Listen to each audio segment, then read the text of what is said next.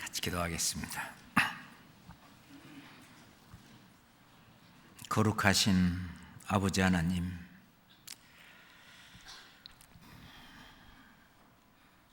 불쌍한 저희들을 위하여 독생자 예수 그리스도를 아끼지 않고 보내셔서 저의 모든 죄를 담당케 하시고 십자가에 피 흘려 죽으심으로 말미암아 저의 모든 죄를 영원히 사하시고 우리를 주님의 몸된 교회 안에 늘 함께하게 해주심도 정말 감사합니다. 주님 오시는 그날까지 이 복음을 땅끝까지 증거하도록 저희들에게 거룩한 그 사명을 주시고 그 일을 할 수 있도록 늘 충만케 채워주심도 더욱 감사합니다. 하나님 아버지, 한국뿐만 아니라 전 세계 곳곳에까지 복음을 전하며 나가 있는 모든 전도하시는 분들과 그 뒤를 도와주시는 모든 분들, 우리 주님 넘치는 사랑으로 영육간에 더욱 채워주시옵소서. 주님 오시는 그날에 우리 교회 모든 형제 자매들에게 칭찬과 상급으로 채워주시옵소서. 오늘도 귀한 하나님의 말씀으로 교제를 시작하고자 합니다. 하나님, 저희들 마음속에 더욱 하나님의 말씀이 더욱 힘겨워지고 살아가는 힘의 원동력이 될 수 있도록 인도해 주시옵소서. 예수 그리스도 이름으로 기도드렸습니다. 아멘. 성경 고린도전서 찾겠습니다.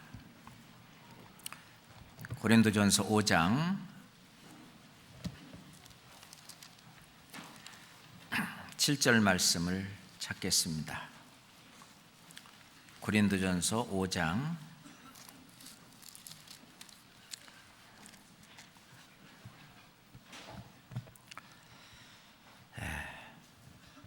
7절 말씀을 같이 읽겠습니다. 너희는 누룩 없는 자인데 새 덩어리가 되기 위하여 묵은 누룩을 내어버리라. 우리의 유월절 양 곧 그리스도께서 희생이 되셨느니라. 6절에 보면 너희의 자랑하는 것이 옳지 않도다. 적은 누룩이 온 덩어리에 퍼지는 것을 알지 못하느냐 라고 말씀하시면서 너희는 누룩이 없는 자다. 이 누룩은 죄를 가르치는데 바로 우리의 유월절 양 그리스도께서 희생이 되셨기 때문에 우리 죄를 없애주시고 우리가 누룩 없는 자인데, 만약에 우리가 이 교회, 누룩 없는 이 거룩한 이 교회 안에 누룩이 들어오면은 이것이 온 덩이에 퍼지는 것을 알지 못하느냐라고 하면서 말씀을 하셨습니다. 이 말씀 가운데 우리의 유월절 양 곧 그리스도께서 희생이 되셨느니라. 오늘은 희생에 대해서 좀 생각을 해보고 싶어서 이 말씀을 읽었습니다. 원래 희생이라고 하는 것을 사전에서 찾아보면은 신에게 제사 지낼 때 제물로 바치는 산 짐승을 희생이다 그렇게 말합니다. 그러니까 희생은 희생 제물을 말하기도 하고요. 또는 뭐 신이나 일이나 어떤 사물이나 어떤 사람에게 그 사람을 위하여 자신을 돌보지 않고 자기 자신을 바치는 일, 이건 추상적인 의미겠죠. 그런 것도 똑같이 희생이라고 하는 단어를 씁니다. 원래 희생이라고 하는 희자를 한자로 이렇게 풀어보면은요, 제일 옆에 소우변이 나와요. 소우변의 위에는 양양자, 그리고 그 옆에 빼어날 수, 옆에 창과, 이것이 합쳐져서 희자가 되는데, 그걸 풀어보면 무슨 뜻이냐면 흠없는, 원래 빼어날 수가 흠없는 수도 된답니다. 그래서 흠없는 소나 양을 제물로 잡아 드린다라는 뜻이, 그래서 제물로 잡아, 창이 그거거든요. 제물로 잡아 드린다, 이것이 희고요. 이 생자는 그 소우변의 날생 또는 살생이라고 말하는데 그 소가 다시 살아난다는 것입니다. 그래서 희생이라고 하는 것은 흠없는 소나 양이 어떤 다른 어떤 일이나 또는 다른 분들을 위해서 이렇게 잡아 죽었는데 다시 살아난다는 의미. 다시 말해서 희생은 예수 그리스도가 하신 일을 그대로 한자가 그대로 설명하고 있습니다. 그렇잖아요? 로마서 4장 25절에 보면은 예수는 우리 범죄함을 위하여 내어줌이 되고, 예수는 우리가 죄를 지은 것 때문에 십자가에 달려 죽으신 것을 우리의 범죄함을 위하여 내어주심이 되고, 그리고 또한 우리를 의롭다 하심을 위하여 살아나셨느니라. 우리가 이제 우리 범죄 죄를 위해서 십자가에 죽으시고, 그것이 어떤 사랑을 확증하시기 위해서 또 하나님 앞에 사람 앞에 그래서 부활하신 우리를 의롭다 하심을 위하여 살아나셨느니라. 그래서 베드로전서 1장 4절에 보면은 그 예수 그리스도의 죽으심과 그 가운데서 부활하심으로 말미암아 우리를 거듭나게 하사, 예수님의 죽으심과 부활하심으로 우리는 거듭났다 또는 구원을 받았다. 예수님의 죽으심은 바로 그 죽으심과 부활하심은 희생을 설명하는 것입니다. 그래서 희생이라고 하는 이 단어는 복음 그 자체죠. 복음을 설명하는 그런 단어입니다. 그래서 이스라엘의 그 성막과 성전에서 드렸던 모든 그 희생 제사는 후에 우리에게 오셔갖고 죄를 담당하시고 우리를 의롭다 하심을 위해서 죄를 담당하시고 그리고 피 흘려 죽으신 다음에 우리를 의롭다 하시기 위해서 다시 살아나신 그 예수 그리스도의 희생, 그걸 통해서 우리 영혼을 구원하는 어떤 구령, 우리 영혼을 구원하는 구령의 그 그림자, 예표가 되는 것입니다. 이스라엘 백성들의 어떤 신앙생활의 어떤 중심이라고 한다면은 성막이고 성전입니다. 성막과 성전에서 가장 중요한 것은 뭐냐면 제사입니다. 제사예요. 그래서 이 희생은 제사라고 볼 수도 있고요, 그 희생은 예배라고도 말할 수도 있겠습니다. 그래서 구약시대의 그 희생은 제바흐라고 하는 히브리 말을 쓰는데, 그게 이제 영어로는 sacrifice, 그래서 희생이다 이런 뜻이고요. 신약 성경에는 헬라어로 기록이 됐거든요. 헬라어로는 스파기온이라고 말하는데, 그래서 구약 성경에 있는 제바흐나 또는 스파기온은 원어죠. 원어는 이제 우리말로 번역이 될 때 어떤 성경에는 희생이라고 번역이 됐고, 어떤 성경에서는 제물이라고 번역이 됐고, 어떤 성경에서는 생축이라고 우리말에는 번역이 되어 있어요.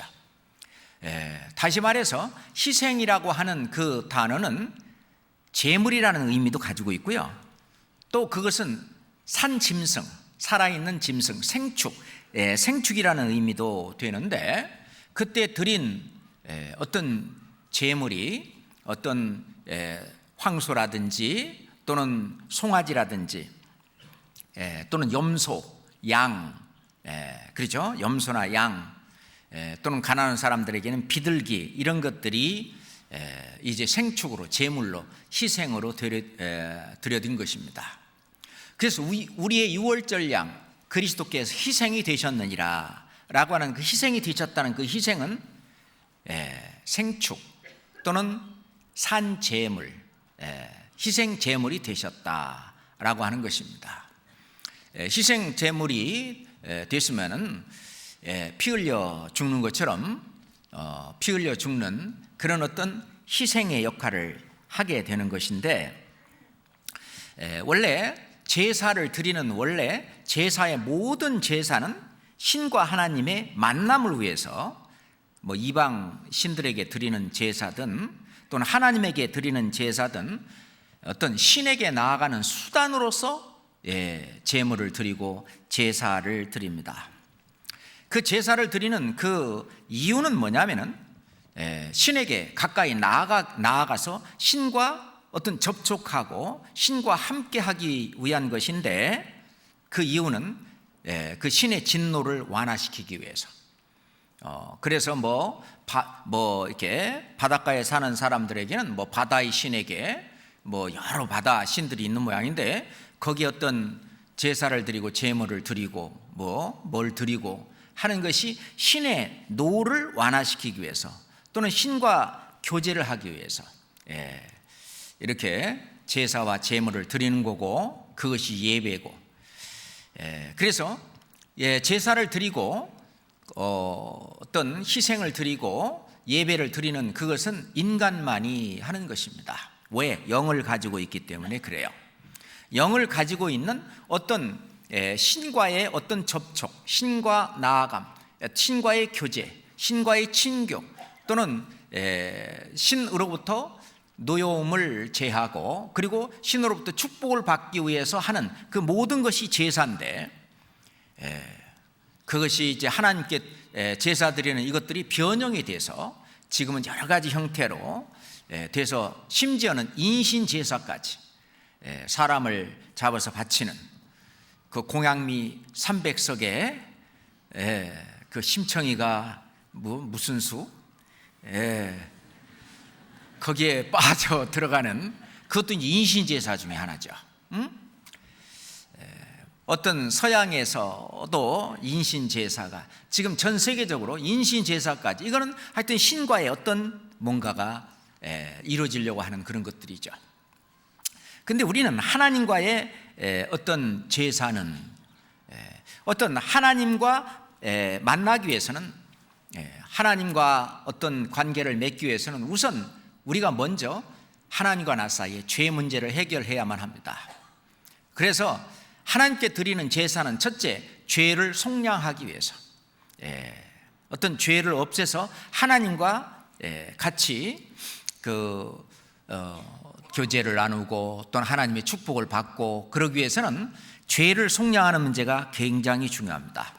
두 번째, 하나님과의 어떤 교제, 함께 사는 그 교제를 나누기 위해서, 또는 하나님께서 베푸신 모든 사랑과 은혜에 감사하기 위해서 이 제사를 드리는 거죠. 그 제사는 예배라고도 말을 합니다. 실제로 그 율법이 주어지기 전에, 그 전에 우선 하나님과의 어떤 관계를 회복하기 위해서 그 피로 말미암아 죄 사함을 받게 하는 어떤 피의 제사는 에덴 동산에서부터 시작이 되었습니다. 아담이 그걸 잘 모르니까 하나님께서 가죽옷을 지어 입히시니라. 하나님께서 아담의 또는 하와의 모든 죄를 짐승에게 옮기시고 피 흘려 죽이심으로 말미암아 하나님과 인간 사이의 죄의 담을 허물고 이제 하나님과의 관계를 회복하기 위해서, 그것을 부모님한테 들은 아벨은 어린 양을 피 흘려 죽임으로 말미암아 하나님과의 관계를 회복하고자 그 제사를 드렸죠. 그 아벨의 제사. 그 다음에 이제 쭉 가가지고 온 세상을 물로 심판 받은 다음에 노아도 하나님에게 어떤 제단을 쌓고 번제를 드리는 말씀이 성경에 나옵니다. 그리고 그 이후로 이제 사람들이 다 타락하고 아무도 없을 때 하나님이 한 사람 아브라함을 선택한 그 이후로도 아브라함도 제사를 드리는 내용, 아브라함의 아들 이삭, 그 손자 야곱, 쭉 이스라엘 백성까지 이어지는 그 내용 속에, 또는 그 시편 앞에 있는 욥기에 나오는 욥도 하나님께 번제, 제사를 드리는 내용이 나오는데, 하나님과의 어떤 교제를 위해서 우리는 이 제사를 잊으면 안 됩니다. 그래서 이스라엘 백성들에게 가르치기 위해서 율법이 주어진 그 이후로는 피 흘림이 없은즉 사함이 없느니라, 생명이 피에 있으므로 피가 죄를 속하느니라. 피 흘려 드리는 그 제사들, 번제라든지 상번제라든지 화제 또는 속죄제, 화목제, 속건제, 그 다음에 요제, 거제, 거기에는 전부가 다 희생, 피 흘리는 그 제물이 드리는 그런 제사가 규정되어 있습니다. 그러니까 하나님과의 올바른 관계를 위해서는 반드시 피가 없이는 안 됩니다. 그래서 그게 옳은 사람, 그러니까 의인할 때 의자가 양양자 밑에 자기 야자다.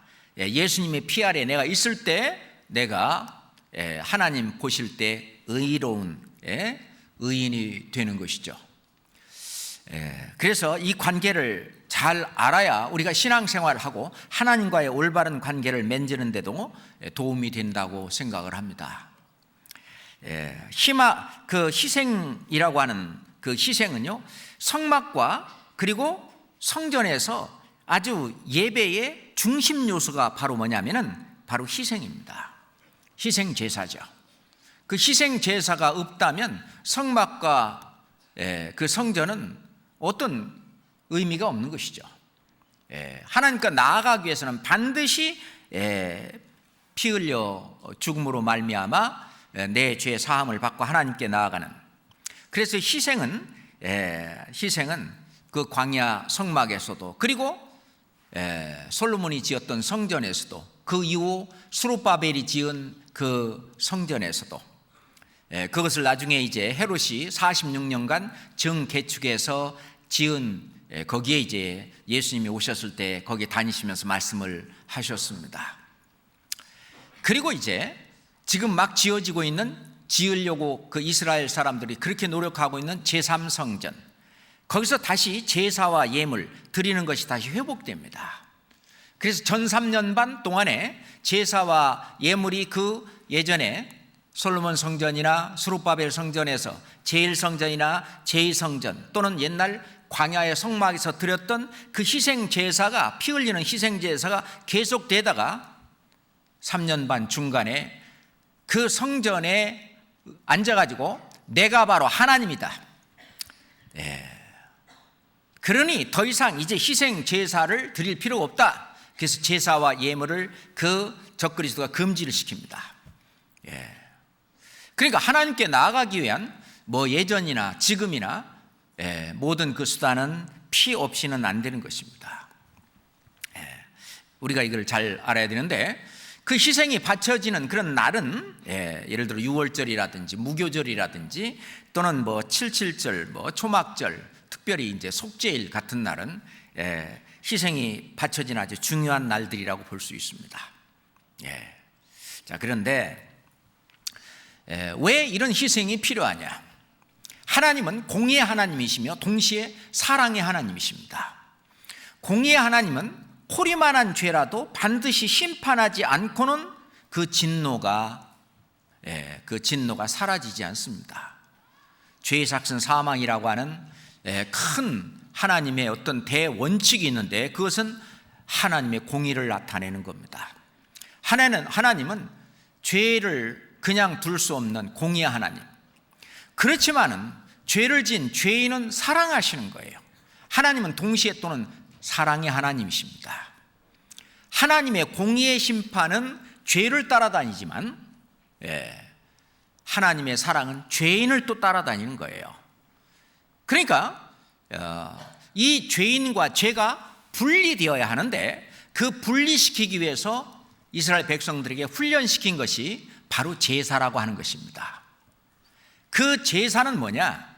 사람이 받을 그 죄, 심판받을 그 죄를 짐승에게 옮기면 이 하나님의 심판의 막대기는 죄인을 따라가는 것이 아니라 죄를 따라가거든요.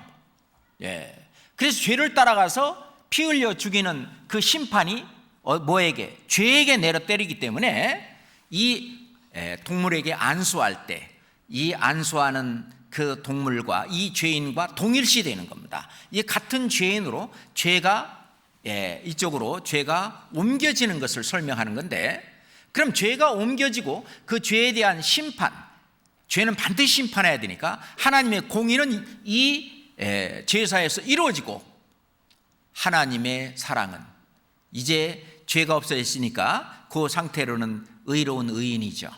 그 사람을 사랑하시는 그 사랑을 나타내는 것이 바로 제사이기도 합니다. 그 하나님의 사랑을 나타내기 위해서는 희생 제물은 반드시 죽어야 됩니다. 죽지 않고는 안 되는 거죠. 그것도 반드시 피 흘려 죽어야 합니다. 그래서 희생은 반드시 피 흘려 죽어야 되고, 그것은 사랑을 가르치는 거예요. 그 희생은 다른 사람이라든지 다른 것을 살리기 위해서 내 자신을 버리는 겁니다. 내 자신을 포기하는 겁니다. 솔로몬이 재판을 할 때 지혜로운 재판을 했다. 애기 엄마 둘이 둘 다 내 애기라고 했을 때 그 애기 엄마는 저 애기가 누구 애기라는 걸 알죠. 그런데 실제로 진짜 애기 엄마는 그 자기 아이의 생명을 위해서 자기 자신을 포기합니다. 자기 자신을 희생하는 거죠. 그래서 이 희생이라고 하는 것은 반드시 사랑이 전제될 때 희생이 이루어지는 것입니다. 그렇잖아요. 예수 그리스도가 우리를 사랑하는 사랑이 너무너무 크기 때문에, 그러니까 그것은요, 그 사랑은 너무너무 커서 바다를 먹물 삼고 저 하늘을 두루마리 삼아도 다 기록할 수 없다고 말하는 것입니다. 그 사랑은 생각하면 생각할수록 너무너무 큰 사랑이에요. 그 사랑을 깨달은 사도들은 그 사랑이 마음에 부은 바되가, 그리스도의 사랑이 그 사도들의 마음을 강권해서 이제부터는 나를 위하여 살지 않고, 먼저 그런 설명을 드렸는데, 악자가 이제 선자의 마음으로 살듯이 옛날 예수님을 따라다녔던 그 제자들은 옛날 자기의 옛 성품을 전부 버리고 이제 새 사람이 돼서, 새 사람은 이 속에 그리스도가 나를 다스리고 나를 주관하는 그 사람으로 변해서 결국은 그리스도의 사랑을 실천하기 위해서 온 생애를 바쳤고 자기의 목숨까지 아끼지 않았습니다. 실제로 나를 주관하는 것은 무엇입니까? 내가 뭘 쳐다본다든지, 내가 손을 든다든지, 발로 어디를 간다든지, 이런 것은 마음이 주관을 합니다. 그래서 마음대로 움직이는 거죠, 그죠? 마음대로. 네 마음대로 해, 그러잖아요. 그러니까 마음이 몸을 움직이는 거예요. 그런데 그 마음을 통제하는 것은 그 속에 있는 영입니다. 그 마음은 혼이고요, 그 속에 들어있는 영이 바로 양심이라든지, 이 구원받은 양심을 선한 양심이라고 그러는데, 이 선한 양심, 구원받기 전에 양심이 있었지만은 이 마음 속에 마귀가 들어와 있어요. 왜냐하면은 이 선한 양심은 하나님과 연결이 되었을 때만 이제 올바로 제대로 작동을 하는데, 그러지 못했을 때는 주인이 없는 거예요. 실제로 이 주인이 마귀였죠. 우리가 구원받기 전에는 불순종의 아들들 가운데 역사하는 영이라. 죄를 짓는 자는 마귀에게 속하나니 이 죄가 마음속에서요, 탐욕도 불러일으키고 미워하는 마음도 불러일으키고 화난한 마음도 불러일으키고, 그래서 이 속에 7가지 가증한 것을 이 마귀가 죄를 짓도록. 그런데 이제 자기가 수양이 되고 좀 뭐한 사람은 죄를 통제하는 그 양심이 더 많이 발달한 사람이죠. 아무리 양심이 발달을 해도 마귀가 움직이는 죄를 다 통제할 수는 없었습니다. 그러니까 구원받기 전에 나의 주인은 마귀였습니다. 실제로 이 몸의 주인은 마음이고 이 마음의 주인은 이 속에 있는 영이었죠. 그래서 구원받으면 마음속에 주 영접하며 마음속에 와 계시네. 그렇죠? 그러니까 이 몸은 나의 정신 또는 나의 생각, 이를 주관한 나의 마음을 담는 그릇이 바로 이 몸인데, 이 마음은 또 뭐냐면은 영을 담는 그릇이에요. 영을 담는 그릇. 원래 내 속에 하나님의 형상대로 지음을 받은 그 영이 있지만은 구원받을 때 나의 영과 하나님의 영이 들어와서 합쳐져서 한 영이 되는 것입니다. 그것이 거듭난 새로운 영이죠. 그 영이 이제 주관하는 겁니다. 그 영은 그리스도의 영이고 바로 하나님의 영입니다. 주인이 바뀌었습니다. 그렇잖아요. 그렇게 이제 구원받고 난 이후의 삶이 완전히 나를 주관하는 것이 내 속의 그리스도, 내 속의 하나님, 그것이 내 마음속 그 안에 주인이 돼서, 그래서 예수님을 우리는 주님, 주여, 주라고 말이요. 나는 뭐냐? 종이다. 내 마음도 또는 나의 육신도 주의 종으로 주님의 어떤 명령과 주님의 말씀에 순종해서 살는 그 삶이 지혜로운 삶입니다. 그게 이제 지혜로운 사람이고, 왜냐하면 이 세상을 바라보고 사는 삶은 겨우 몇십 년이지만 우리가 주님의 뜻대로, 주님의 말씀대로 이 속에서 역사하시는 성령의 뜻대로 나 자신을 맡기고 그에 순종해서 살면 그거는 영원짜리 삶이 되는 것입니다. 그렇잖아요. 그래서 사도들은 이제 그걸 알은 거예요.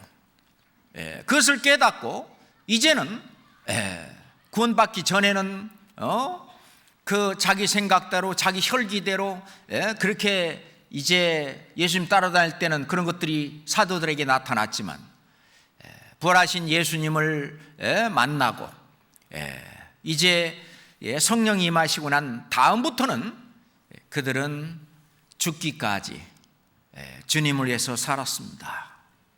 그것은 정상적인 그리스도인의 삶이라고 볼 수 있고, 그 삶이 우리 교회의 대다수 형제 자매님들 속에서 지금 역사하고 있을 뿐만 아니라 이 교회의 머리로 계신 성령께서 그렇게 우리를 이끌어 가신다라고 믿을 수 있습니다. 그래서 예수 그리스도의 희생이 없이는 온 인류도 구원받을 수 없고, 그리고 구원받은 사도들과 그리고 먼저 구원받은 이 신앙의 선진들, 그리고 우리가 구원받은 것도 실은 외국의 선교사의 그 어떤 이 복음을 전해주는 그 희생이 없었더라면 우리는 모르고 그냥 삶을 살았을 것입니다. 그들이 목숨도 주저하지 않는 그런 희생들이 있었기 때문에 복음이 여기까지 왔고, 그리고 또 우리는 그 희생을 알기 때문에 또 우리는 우리 자신을 희생하는 것입니다. 희생이라고 하는 것은 다른 생명을 살리는 일입니다. 다른 생명을 살리는 일에 나의 목숨까지도 아깝지 않게 버리는, 바치는, 그래서 자기 자신을 돌보지 않는 그것이 이제 희생입니다.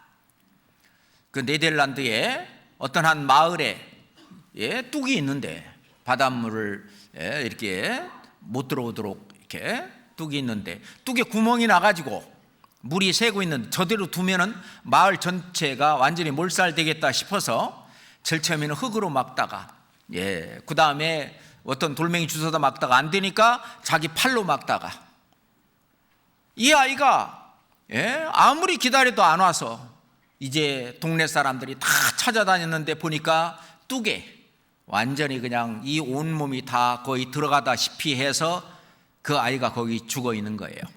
그 동상이 지금 서 있다고 그러죠, 거기 네덜란드에. 그 마을 전체를 구하기 위해서 내가 죽더라도 마을 전체의 생명을 살리는 것이 더 값짓다, 그게 더 값있다, 더 가치 있는 일이다 라고 그 어린 소년의 마음속에도 들었기 때문에 자진해서, 자원해서 자기 자신의 어떤 목숨까지도 희생하게 된 거잖아요. 다른 생명을 살리다가 희생당한 그런 소방관들, 다른 목숨을 살리기 위해서 자기 자신을 희생한 그런 사람들은 역사 속에 많이 있습니다. 그런데 정말 그 희생의 값이 영원히 빛나고 영롱하게 비치는, 주님께서 그것을 알아주는 그 희생은 바로 구원받은 그리스도인들 안에서 이루어지는 것입니다. 그렇잖아요. 구원받지 못한 사람들이 살은 이 세상의 모든 이들은 아무것도 가지고 가지 못합니다. 벌거벗고 왔음에 또 벌거벗고 간다 그래요. 공수래 공수고 아무것도 손에 가지고 가지 못하지만은 우리 구원받은 사람은 엄청난 것을 가지고 갑니다. 우리가 작은 투자를 해서 하늘에 보아하는 엄청난 것이 쌓이는 겁니다. 그래서 우리의 삶이 결코 헛되지 않는다. 성경은 계속 우리에게 말씀하고 계십니다. 우리가 희생해도 뭐 희생 하나 안 하나 똑같다. 그 뭐하러 해? 그럴 수 있겠죠? 그렇지만 하나님은 냉수 한 그릇, 이 소자에게 냉수 한 그릇 대접한 것도 내가 결코 그 상을 잃지 않으리라. 하나님은 그 냉수 한 그릇 대접한 그것마저 결코 그 상급을, 하나님의 그 영광을 결코 잊지 않고 주신다고 약속하셨습니다. 그러니 우리가 받을 상급이 얼마나 많아요. 우리는 구원받아서 천국 가는 그 소망, 그거는 뭐 받아놓은 거고, 그리고 우리가 주님을 위해서, 복음을 위해서, 교회를 위해서 희생한 그것으로 말미암아 우리가 받을 상도 역시 소망 중에 있는 겁니다. 그래서 우리 사람은 믿음으로 살고, 그리고 믿음을 실천하는 사랑으로 살고, 그리고 우리를 천국으로 데리고 갈 하나님의 그 말씀의 그 천국 소망과 하늘 소망과 또 주님이 주실 그 상급에 대한 소망, 사도 바울도 나는 상 주심을 바라봅니다. 그 소망이 있어요. 모세도 그랬고 사도 바울도 부름의 상을 위해 내가 쫓아가노라. 다 그게 상급에 대한 소망입니다. 그런데 우리가 하는 희생은 다른 생명을 살리는 일입니다. 요한복음 3장 16절은 누구나 다 암송하는 아주 쉬운 성경이라고 볼 수 있죠. 하나님이 세상을 이처럼 사랑하사 독생자를 주셨으니 뭐예요? 이는 저를 믿는 자마다 뭐예요?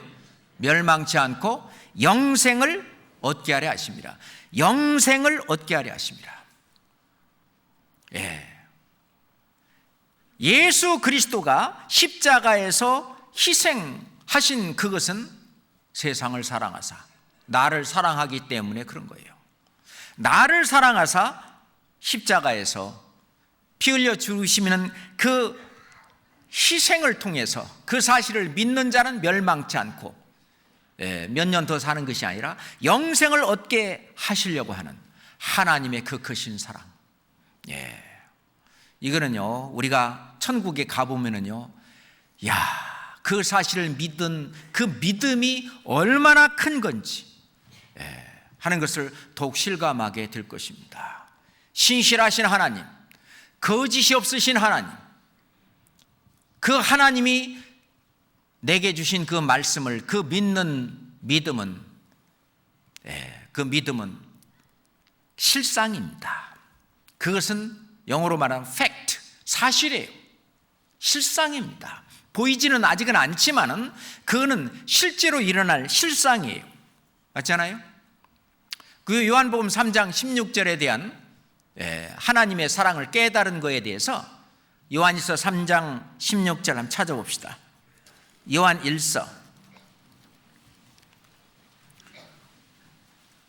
3장 16절입니다.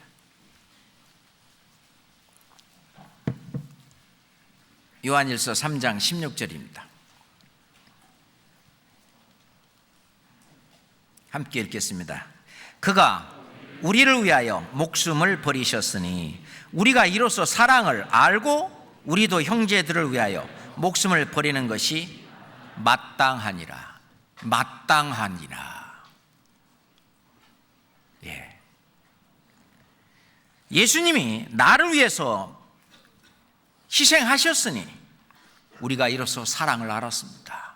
사랑을 알고 나도 형제들을 위해서, 하나님 시각에서 형제들이라고 하는 것은 아직 구원을 안 받았어도 앞으로 구원받을 사람들도 다 형제라고 볼 수 있어요. 하나님은 걱정하지 마라, 이 성에 내 백성이 많다 그랬습니다. 형제들을 위해서, 우리가 형제들이라는 현재 구원받은 형제 자매들 뿐만 아니라 앞으로 우리 복음을 전해서 구원받을 그 형제 자매들까지 우리도 형제들을 위해서 목숨을 버리는 것이 마땅하니라. 그들이 형제 자매가 되려면 우리는 복음을 전하는 전도의 그 고난의 역경을 걸어가야 되죠. 자, 예수님의 희생이 없다면 우리는 구원 못 받죠. 선진들의 희생이 없다면 우리는 구원을 못 받습니다. 그것처럼 우리의 희생이 없으면, 희생이 없이는 다른 사람들이 구원받을 길이 없어요. 아프리카 그 형제 자매들은요, 한국 그 형제 자매들을 한번 만나기를 그렇게 소원합니다. 왜 그러냐 그랬더니 우리에게 이 복음을 전해준 한국의 그 선교팀, 한국의 형제 자매들을 그렇게 보고 싶다는 거예요. 보고 싶다. 우리가 갈 수는 없고 와달라는 거지.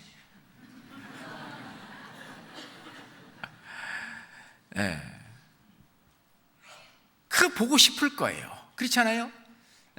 우리 한국의 이 형제 자매들이 전해주는 이 복음이 없다면, 이 한국의 교회가 전해주는 복음이 아니라면 우리는 결코 구원받지 못했을 것이다.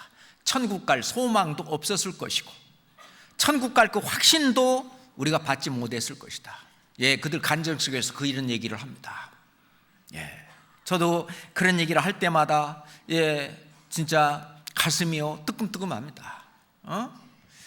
지금 전 세계 74개 나라, 나라가 날로 이렇게 많아져 가고 있습니다만, 그 나라에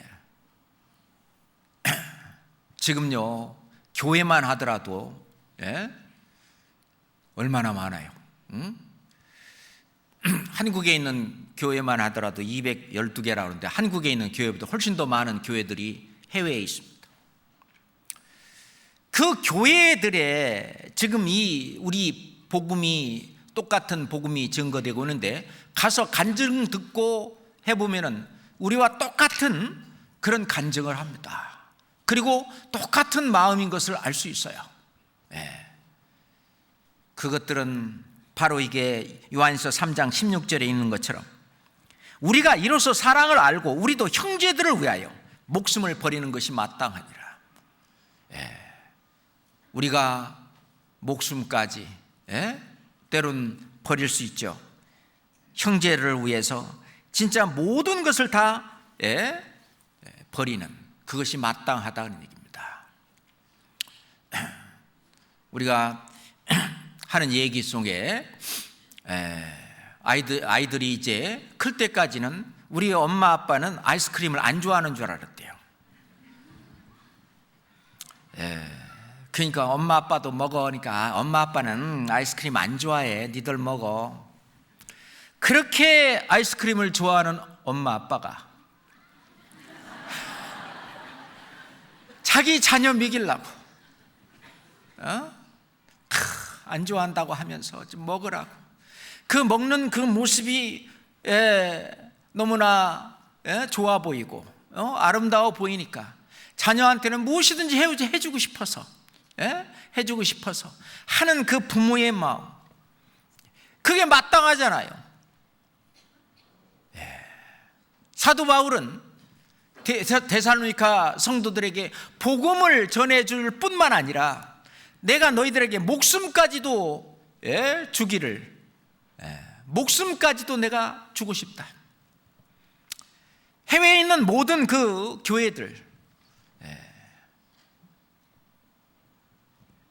실은 우리가 낳은 자식들이라고 봐도 괜찮아요.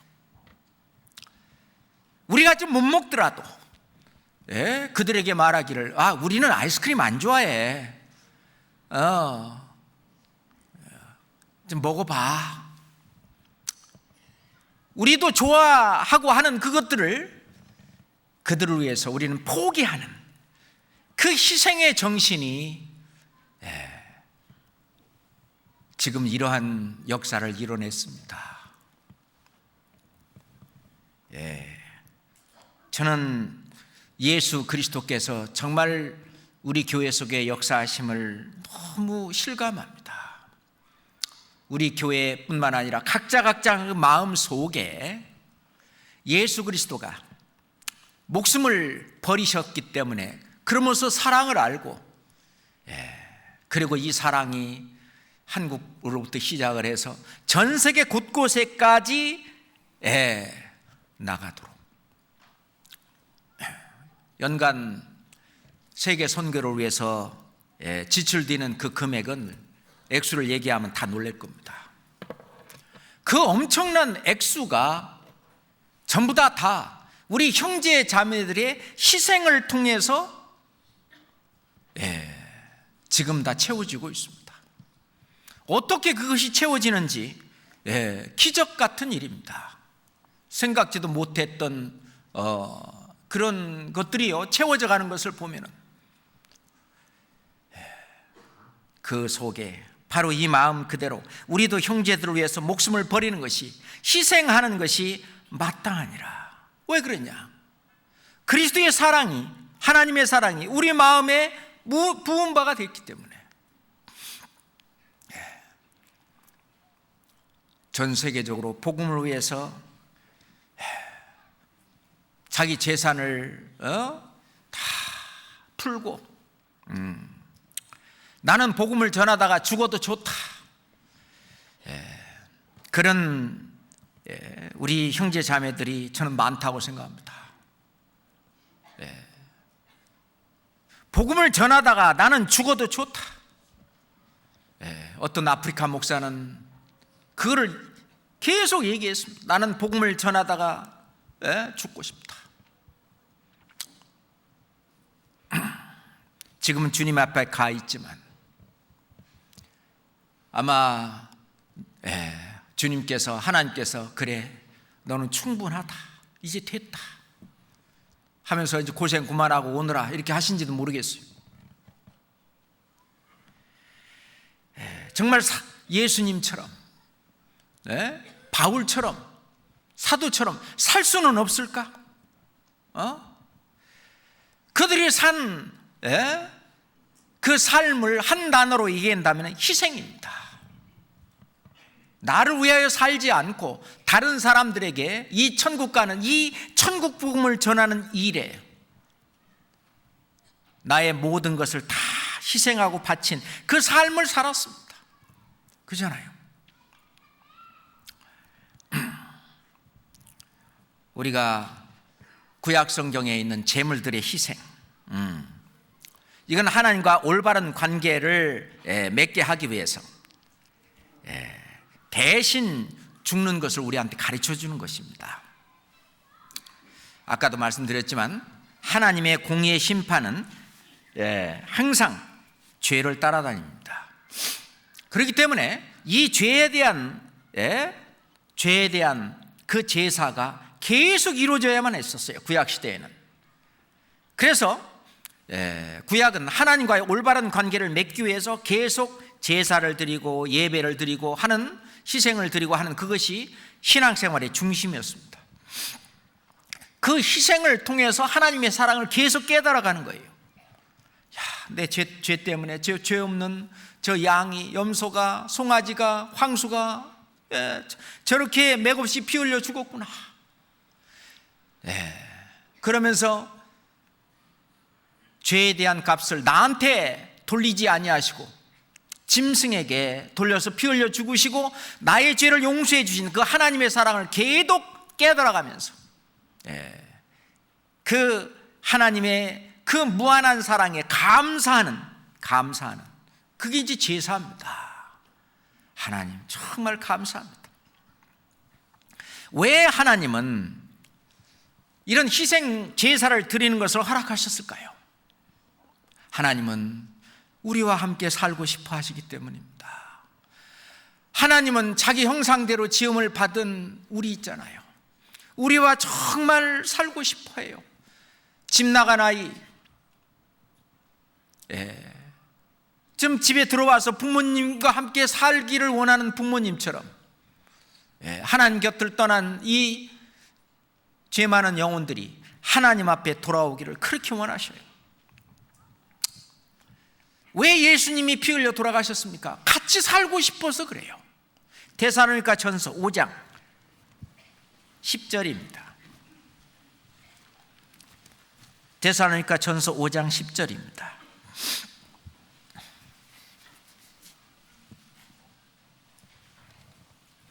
예. 9절은 먼저 제가 읽겠습니다. 하나님이 우리를 세우심은 노하심에 이르게 하심이 아니요 오직 우리 주 예수 그리스도로 말미암아 구원을 얻게 하신 것이라. 10절은 같이 읽겠습니다. 예수께서 우리를 위하여 죽으사 우리로 하여금 깨든지 자든지 자기와 함께 살게 하려 하셨느니라. 예. 하나님은 죄에 대해서는 진노가 있어요. 그렇지만은 이 사람은 사랑하셔요. 디도서 3장 4절 5절에 보면 하나님 사람 사랑하심을 나타내실 때 우리를 구원하시되 우리 행한 바 의로운 행위로 말미암지 아니하시고 오직 그의 긍휼하심을 쫓아 중생의 씻음과 성령의 새롭게 하심으로 하셨나니. 사람 사랑하심, 사람은 너무 사랑하셔. 그 사람이 나잖아요. 하나님이 나를 너무너무 사랑하는데 이 죄는 하나님이 진노의 심판이 없어서는 안 되는 겁니다. 그래서 하나님은 우리를 사랑하셔서 함께 살고 싶은데 죄는 어떻게 해결해야 되겠거든요. 그래서 예수 그리스도를 보내셔서 죄에 대한 심판을 예수 그리스도에게 받으셔서 공의의 심판을 다 이루셨습니다. 그래서 10절에 예수께서 우리를 위하여 죽으사 나를 위하여 죽으사 우리로 하여금 나로 하여금 깨든지 자든지 자기와 함께 살게 하려 하십니다. 구약시대든 지금이든 하나님은요 사람과 함께 살기를 원하신 겁니다. 함께 살려면 하나님과의 관계를 올바로 맺기 위해서는 항상 피 흘려 드리는 제사, 그렇지만 예수님의 피 흘려 드리는 제사는 영원한 것이죠. 한 번에 단번에 끝냈지만 구약시대는 단번에 안 끝나요. 속죄일마다 드려야 됐고요.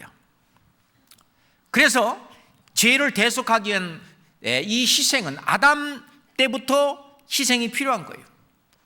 아담의 가죽옷이라든가 아벨의 희생제사라든가 노아가 드린 희생제사, 이거는 그 희생제사를 통해서 공의의 심판 그거를 내리시고 그리고 사람의 죄를 사면하고 하나님과의 관계에 대한 회복을 나타내 주시는 하나님의 사랑을 나타내는 표현입니다. 아브라함과 이삭과 그리고 야곱과 야곱 또 요셉이 드린 그 희생 제사는 뒤에 이스라엘 백성들에게도 다 이어집니다. 성경을 좀 찾아보죠. 성경 창세기 8장 창세기 8장 20절입니다.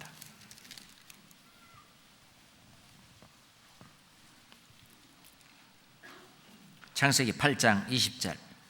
노아가 여호와를 위하여 단을 쌓고 모든 정결한 짐승 중에서와 모든 정결한 새 중에서 취하여 번제로 단에 드렸더니, 이제 노아 방주에서 나왔을 때 하나님과의 또 올바른 관계를 위해서 거기서 번제를 드렸습니다. 창세기 22장 창세기 22장 13절 봅시다. 아브라함이 눈을 살펴본 즉 한 수양이 뒤에 있는데 뿔이 수풀에 걸렸는지라 아브라함이 가서 그 수양을 가져다가 아들을 대신하여 번제로 드렸더라. 하나님께서는 뭘 요구하셨냐? 네 독자 이삭을 모리아산에서 번제로 드리라. 아브라함은 하나님 말씀에 무조건적인 순종, 그게 경외라는 것입니다. 그 경외라는 단어가 그 앞에 12절에 여기 창세기 22장 12절에 맨 처음 나옵니다. 하나님은 말씀하시기를 독자라도 내게 아끼지 아니하였으니 내가 이제야 네가 하나님을 경외하는 줄 아노라. 하나님 말씀을 그대로 하나님께서 다 해주실 줄 알고, 아브라함은요 만약에 번제로 드린다 할지라도 다시 살리실 줄을 믿었다고 했습니다. 하나님 말씀을 그대로 믿고 순종하는 이걸 경외라고 말하는데, 하나님께서는 따로 그 죄를 위해서 대속할 그 양은 하나님이 따로 준비하셨습니다. 하나님의 사랑을 더욱 깨달았죠. 창세기 46장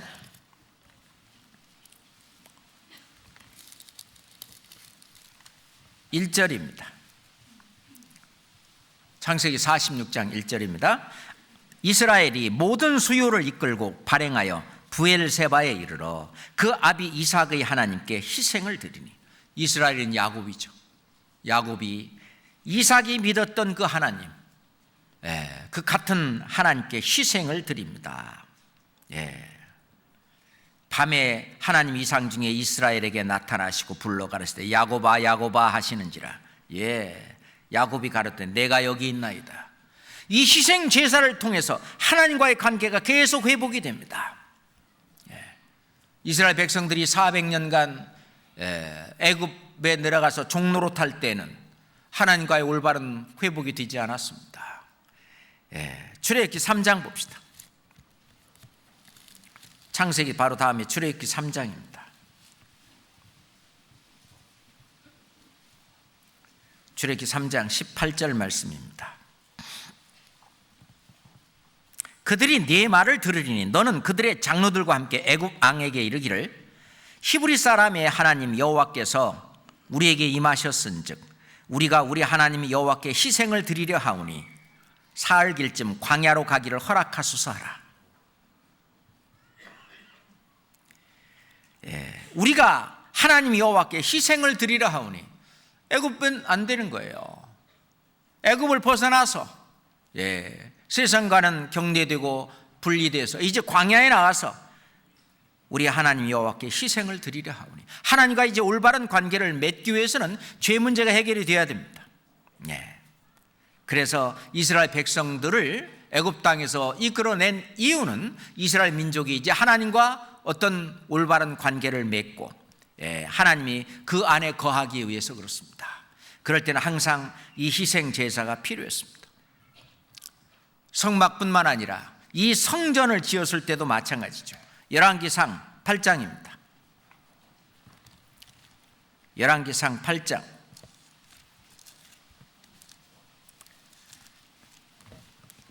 62절 63절입니다.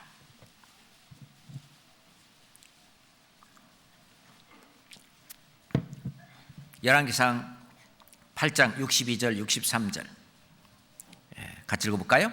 이에 왕과 함께한 이스라엘이 다 여호와 앞에 희생을 드리니라.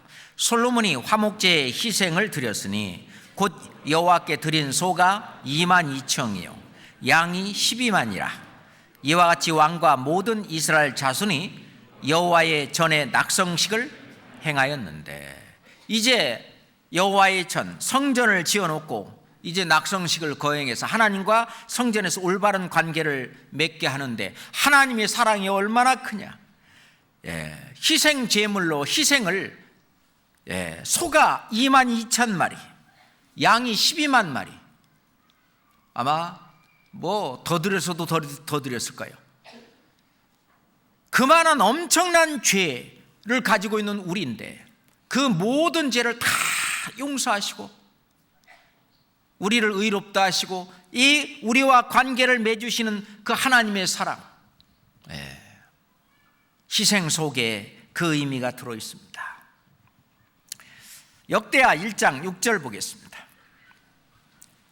역대하 1장 6절입니다.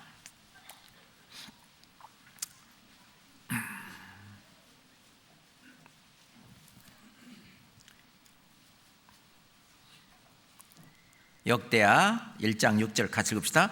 여호와 앞 곧 회막 앞에 있는 놋단에 이르러 그 위에 일천 희생으로 번제를 드렸더라. 이제 솔로몬이 하나님 앞에 나아가 뭘 구하냐? 지혜를 구합니다 하는 것이 이제 뒤에 이어져 있는데, 하나님은 이 솔로몬은 하나님과 그 올바른 어떤 관계를 맺고 일천 희생, 1,000마리의 희생 제물을 드린 겁니다. 피 흘려. 그 한 마리만 드려도 될 텐데 왜 그랬을까요? 그렇게 죄 많은 나, 그렇게 하나님 앞에 용서를 받아야 할 것이 많은 나,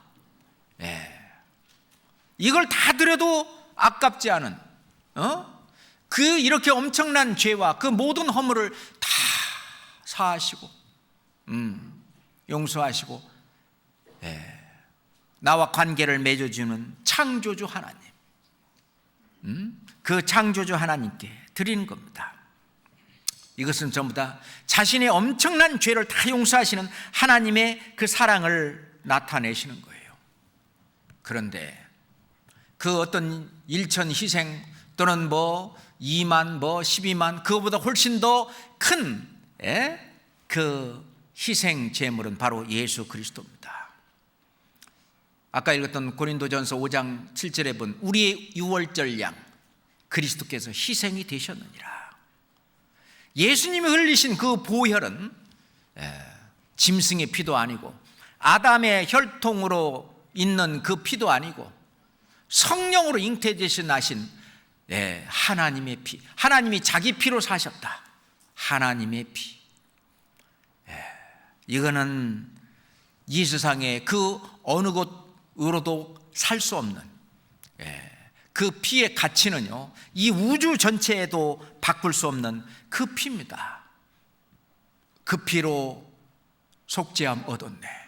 그 희생, 우리의 유월절 양 곧 그리스도께서 희생이 되셨느니라. 나의 죄를 사하시기 위해서 나와 하나님과 올바른 관계를 맺고 이제 영원히 함께 살게 할 그 길을 트기 위해서 짐승이 아니라 하나님 자신이 이 세상에 사람의 모양으로 사람의 모습으로 이 땅에 오셨습니다. 하나님은 영이시기 때문에 영은 피가 없어요. 그러니까 피 흘림이 없은즉 사함이 없느니라. 생명이 피에 있으므로 피가 죄를 속하느니라.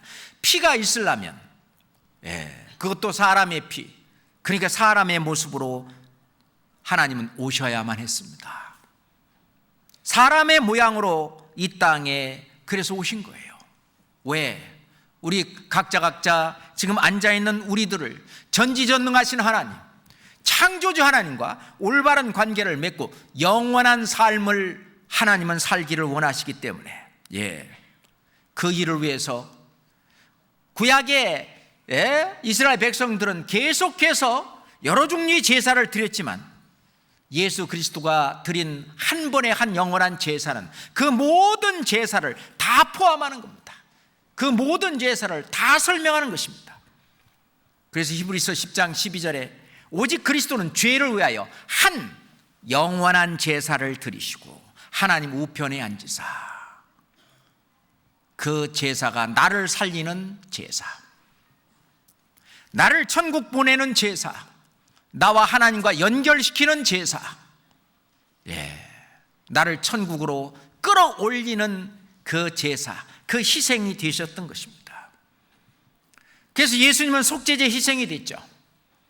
나의 죄를 완전히 사하시기 위해서 예수님 말씀하시기를 인자에 온 것은 섬김을 받으려 함이 아니라 도리어 섬기려 하고 자기 목숨을 많은 사람의 대속물로 주려 하십니다. 이 대속물이라고 하는 것이 바로 희생입니다. 희생 제물이에요. 대속물. 대는 대신, 속자는 값을 치를 속입니다. 대신 죗값을 치르는 그런 그런 사람으로 예수님이 오신 거예요. 그게 희생이죠. 많은 사람의 어떤 목숨을 건지기 위해서 희생이 되셨느니라. 죄를 없애기 위해서. 그래서 속죄제의 희생도 되셨고, 그리고 속건제의 희생도 되셨습니다. 속건제는 자기가 남에게 피해를 주면서 지은 죄 있잖아요. 다른 사람을 해친다든지, 심지어는 죽이기까지 한다든지, 하여튼 재산상의 해를 끼친다든지, 어떤 그럴 때에 그 배상까지 합치는 것이 속건제인데요. 예수님은 그 속건제의 희생도 되셨어요. 이사야서 53장 봅시다. 이사야 53장 10절입니다. 이사야 53장 10절입니다.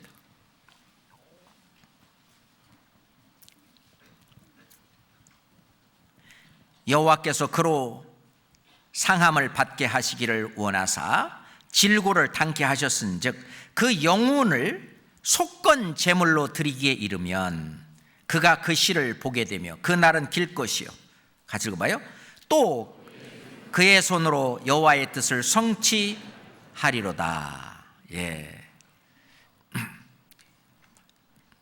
거기 보니까 그 영혼을 속건 제물로 드리기에 이르면, 여기서는 속건 제물이라고 그랬죠.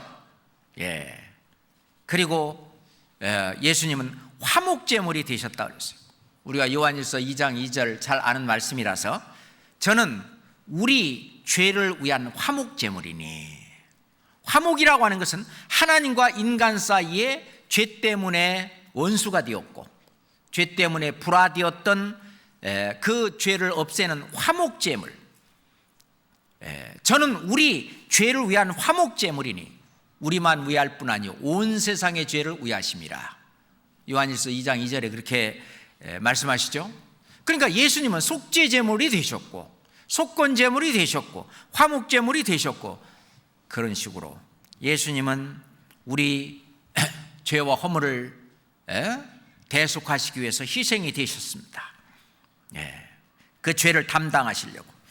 히브리서 9장 28절입니다.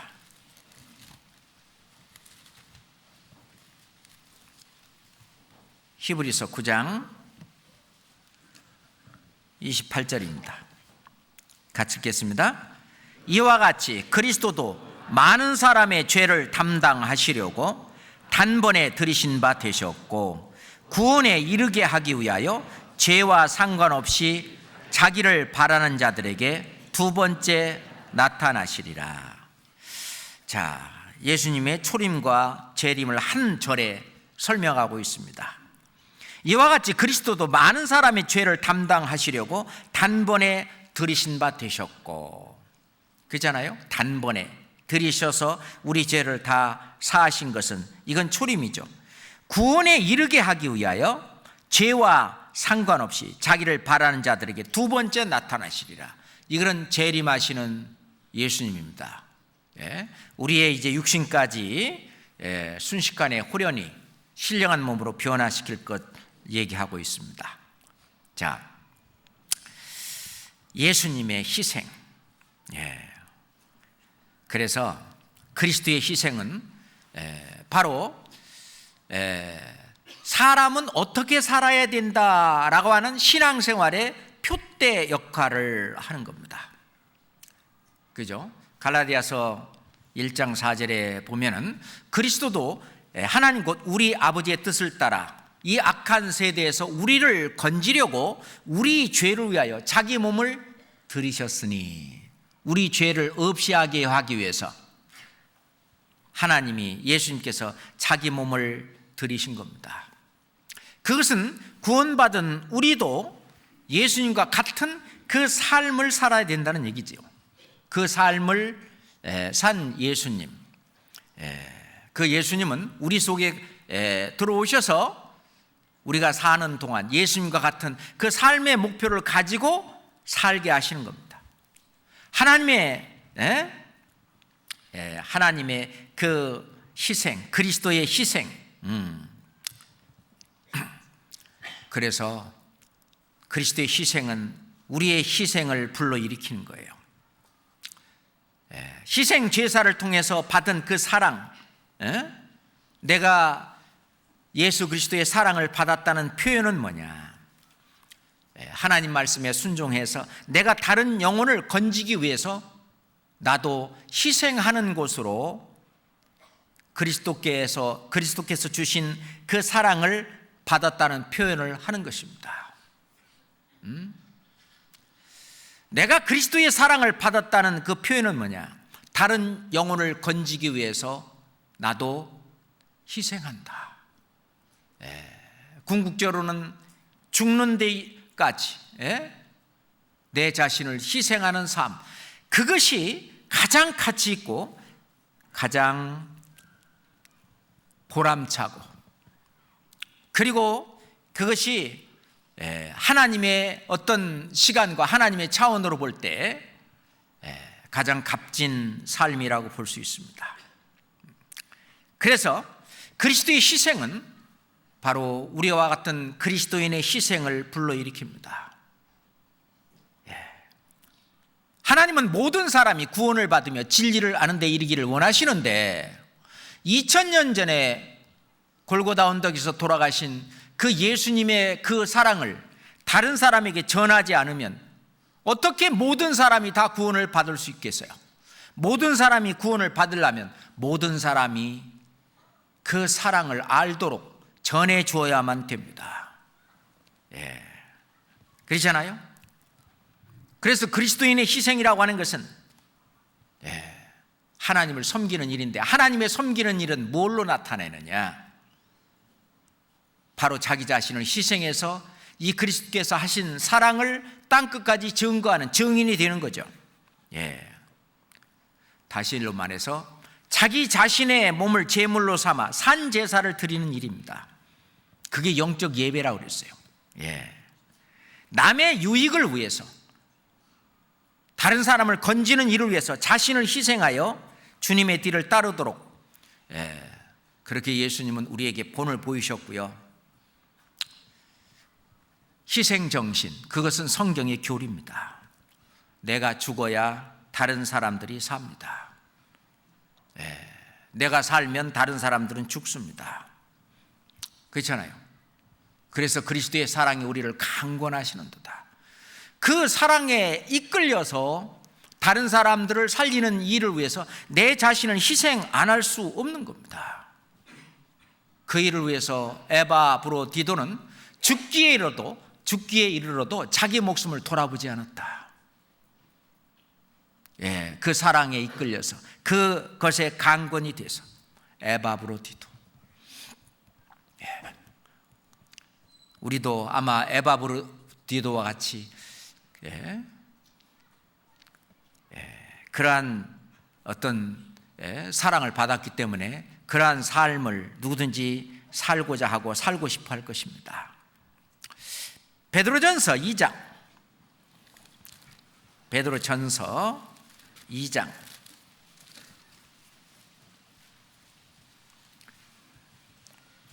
5절을 같이 읽겠습니다. 베드로전서 2장 5절 같이 읽읍시다. 너희도 산돌같이 신령한 접으로 세워지고 예수 그리스도로 말미암아 하나님이 기쁘게 받으실 신령한 제사를 드릴 거룩한 제사장이 될지니라. 우리 각자는 거룩한 제사장이고 하나님의 기쁘시게 받으실 신령한 제사를 드리는데, 희생 제물이 뭐냐? 나 자신입니다. 나 자신이 희생이 되었느니라. 이게 돼야 되는 거죠. 그래서 로마서 12장 1절에 보면은 그러므로 형제들아, 내가 하나님의 모든 자비하심으로 너희를 권하노니 하나님의 모든 자비하심으로 너희를 권하노니 너희 몸을 하나님이 기뻐하시는 거룩한 산 제사로 드리라. 이는 너희의 드릴 영적 예배니라. 이 제사의 제물은 죽어야 되는 겁니다. 그렇잖아요?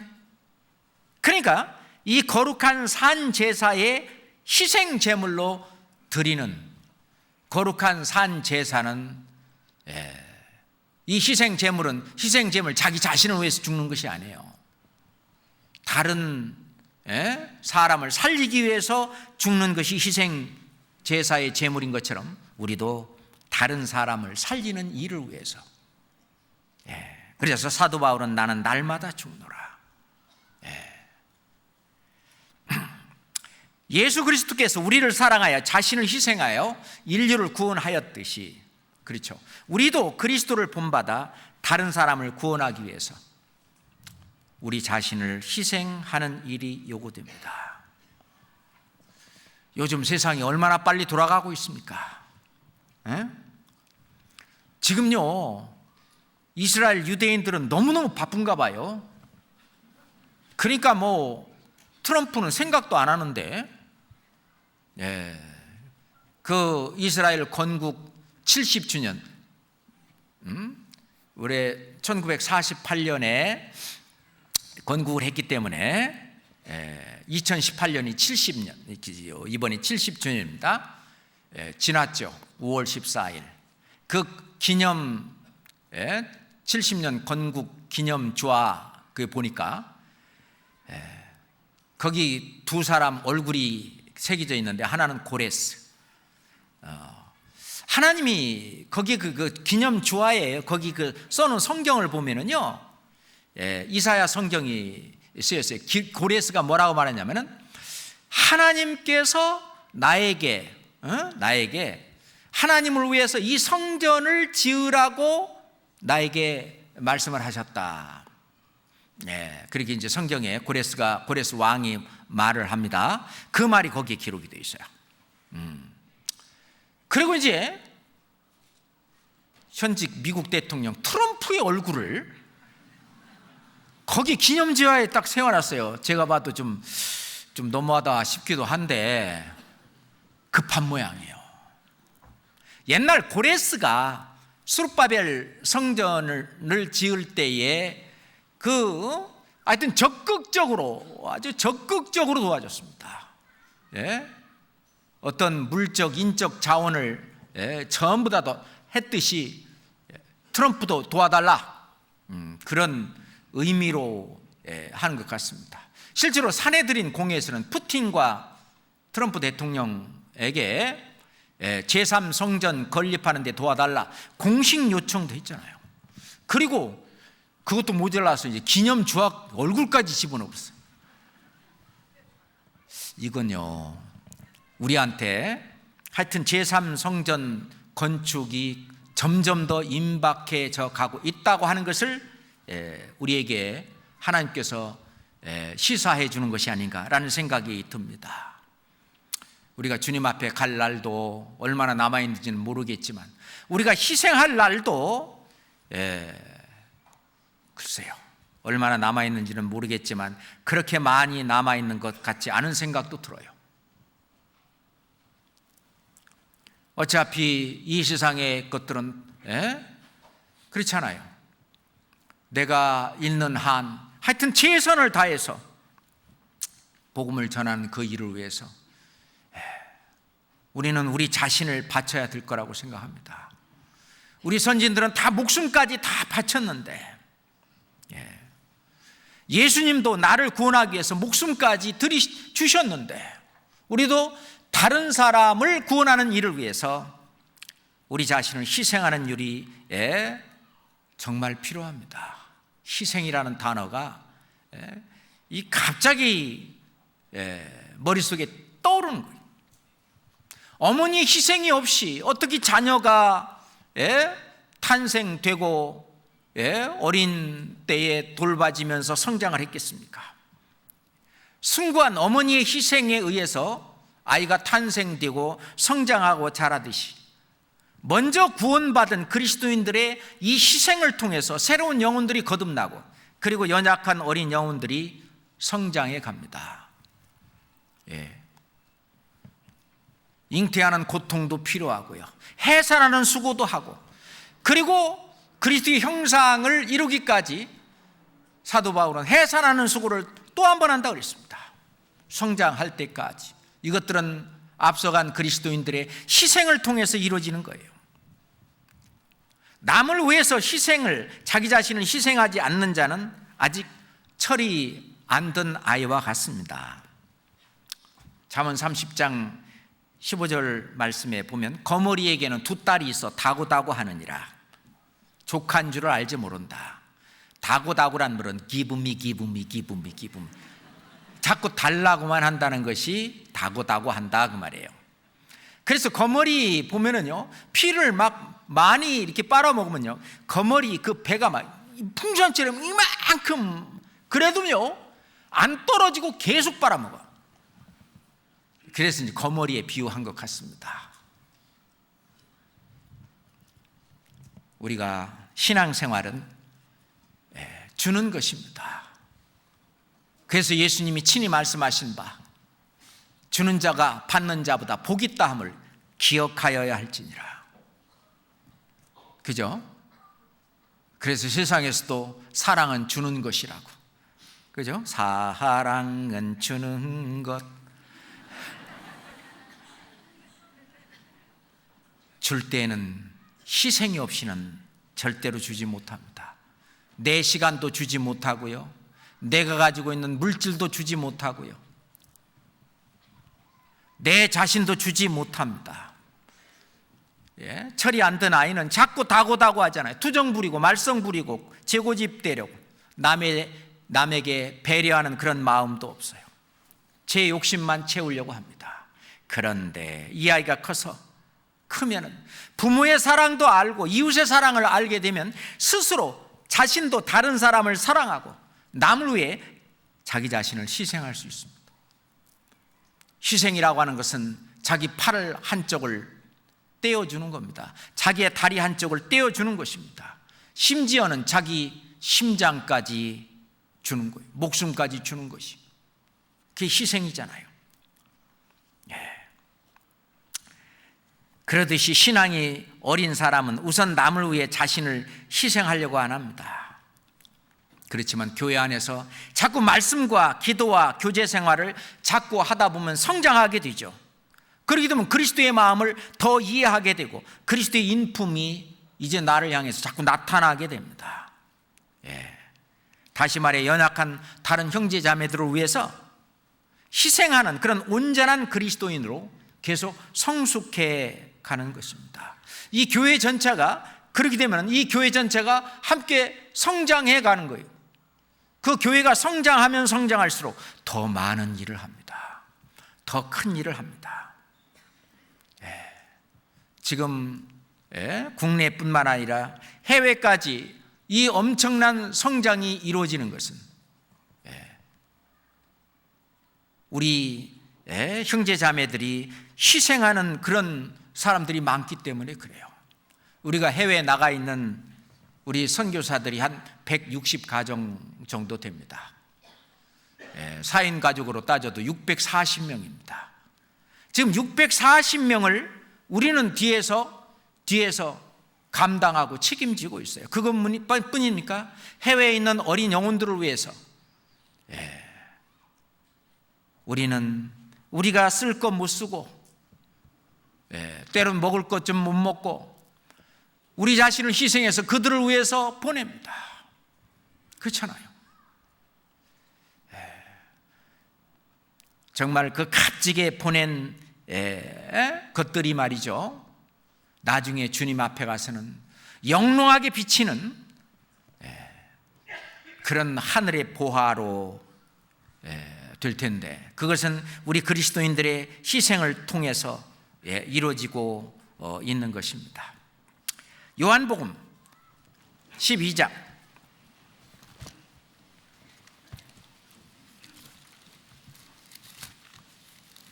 요한복음 12장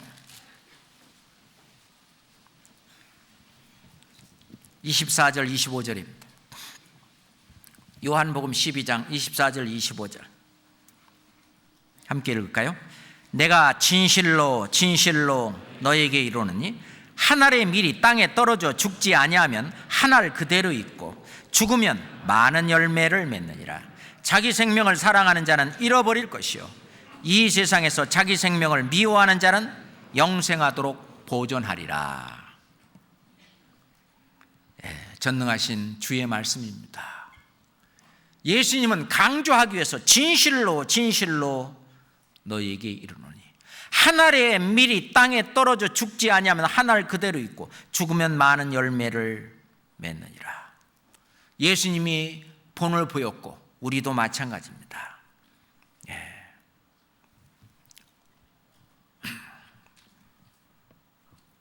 아까 요한일서 3장 16절에 있는 것처럼 그가 우리를 위하여 자기 목숨을 버리셨으니 이로써 우리가 사랑을 알고, 사랑이 뭐냐 그거예요. 희생입니다. 사랑을 알고 우리도 형제들을 위하여 목숨을 버리는 것이 마땅하니라.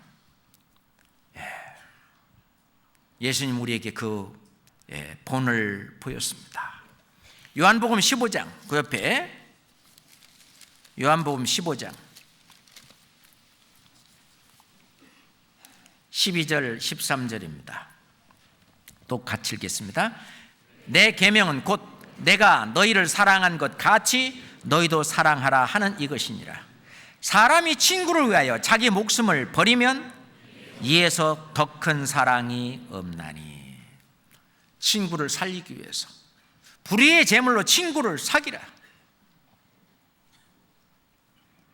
친구를 위하여 자기 목숨을 버리기까지 하면은 이에 더 큰 사랑이 없다. 그렇습니다.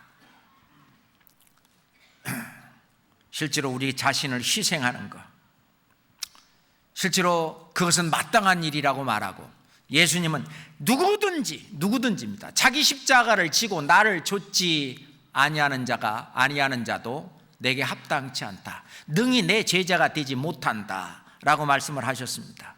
우리는 이 말씀을 문자 그대로 받고 이 말씀이 나를 통과하게 해야 됩니다.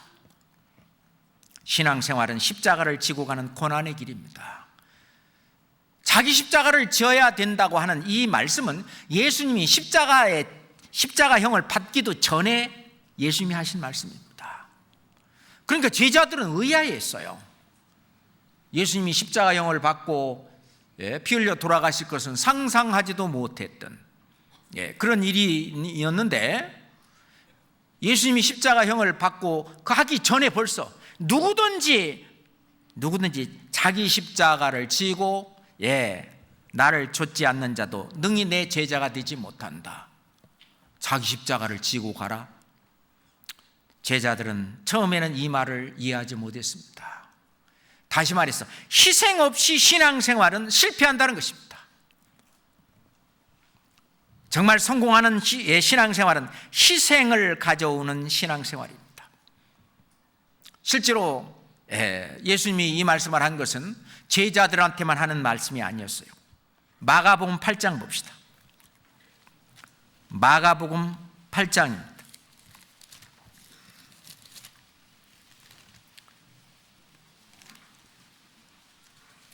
마가복음 8장 34절입니다. 같이 읽겠습니다. 무리와 제자들을 불러 이르시되 아무든지 나를 따라오려거든 자기를 부인하고 자기 십자가를 지고 나를 좇을 것이니라. 무리와 제자들을 불러 이르시되 아무든지 나를 따라오려거든.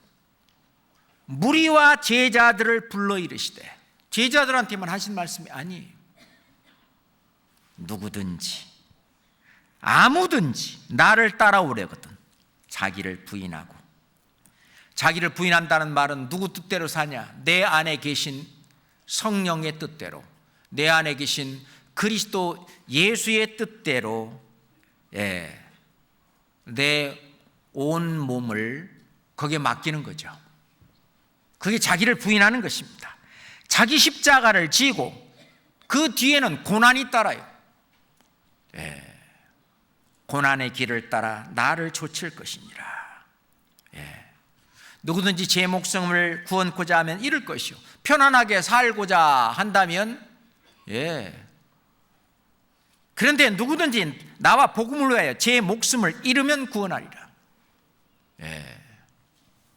나는 복음을 전하는 일을 위해서 죽어도 좋다. 복음을 전하는 이 일에 나의 인생을 걸겠다. 그렇게 사는 것이 예수님께서 우리에게 요구하시는 그런 말씀입니다. 고린도전서 10장 한번 찾아볼까요? 고린도전서 10장 24절 먼저 보겠습니다. 고린도전서 10장 24절입니다. 같이 읽으시죠. 누구든지 자기의 유익을 구치 말고 남의 유익을 구하라. 누구든지 자기의 유익을 구치 말고 남의 유익을 구하라. 그러려면 희생해야 합니다. 그렇잖아요? 33절에 나와 같이 모든 일에 모든 사람을 기쁘게 하여 나의 유익을 구치 아니하고 많은 사람의 유익을 구하여 저희로 구원을 얻게 하라. 구원받게 하기 위해서. 다른 사람들에게 가장 큰 유익을 주는 것은 그 영혼이 구원받게 하는 일입니다.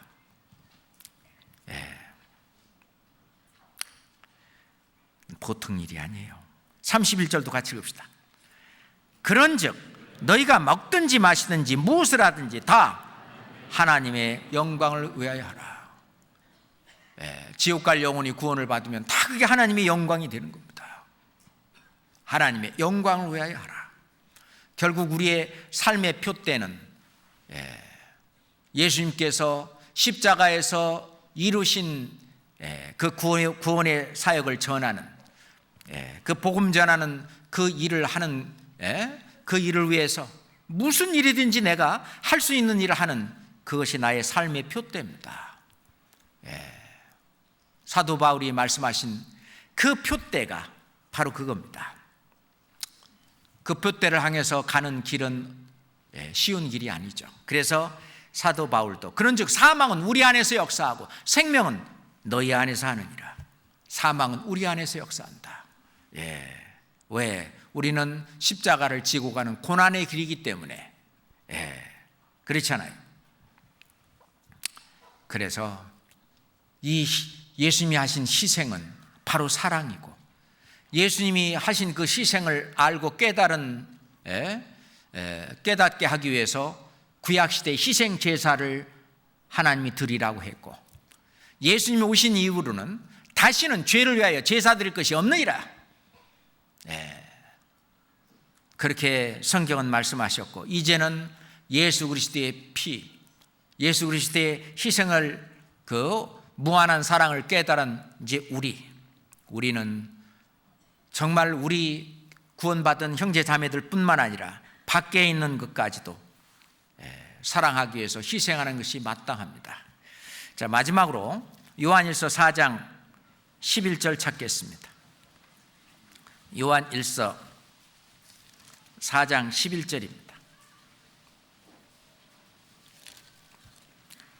요한일서 4장 11절 말씀, 같이 읽읍시다.